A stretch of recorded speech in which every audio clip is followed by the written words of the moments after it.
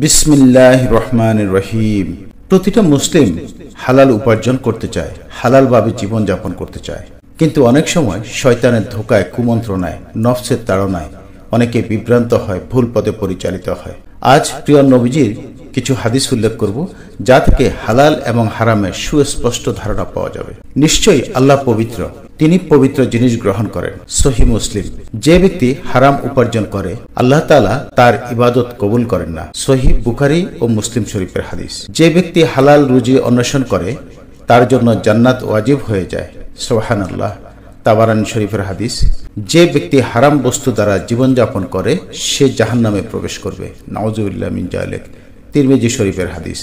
রাসূল সাল্লাল্লাহু আলাইহি ওয়াসাল্লাম বলেছেন, তোমরা হালাল রুজি অন্বেষণ করো, কেননা তা প্রত্যেক মুসলিমের জন্য একটি ফরজ ইবাদত। বাইহাকি শরীফের হাদিস। রাসূল সাল্লাল্লাহু আলাইহি ওয়াসাল্লাম আরো বলেছেন, যে ব্যক্তি হারাম উপার্জন করে, তার দেহের মাংস বা রক্ত হারাম থেকে সৃষ্টি হয়েছে, তাই তার জন্য জাহান্নামী উপযুক্ত স্থান। মুসনাদে আহমদ। রাসূল সাল্লাল্লাহু আলাইহি ওয়াসাল্লাম আরো বলেছেন, যে ব্যক্তি হারাম উপার্জন করে, তার ইবাদত আল্লাহ কবুল করেন না। এমনকি যদি সে আল্লাহর নৈকট্য লাভের জন্য অনেক বেশি ইবাদত করে, তবুও। তিরমিজি শরীফের হাদিস।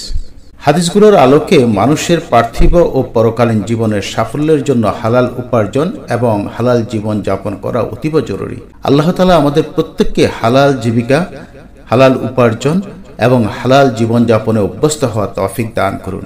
এই ভিডিওটি শেয়ার করে দিন।